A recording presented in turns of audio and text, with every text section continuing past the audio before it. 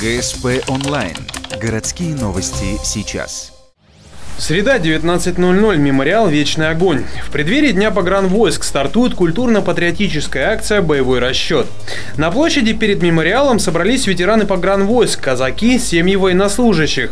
Они отдают дань уважения нынешним сослуживцам на границе и вспоминают тех, кто погиб, исполняя свой долг.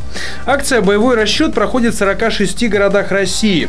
27 мая Ухта присоединилась к этому числу и стала 47-м населенным пунктом.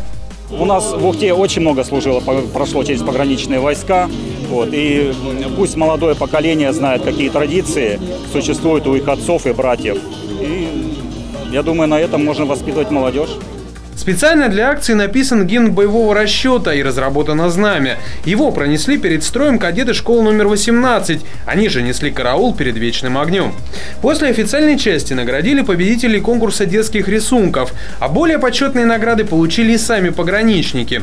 Юбилейные медали 95 лет погранвойскам получили многие, а вот среди уникальных наград медаль за отвагу и мужество. Ее вручили только одну. Дежурные сутки на пограничной заставе начинаются с 20:00.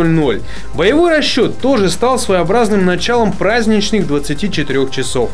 28 мая страна отмечает День пограничника России.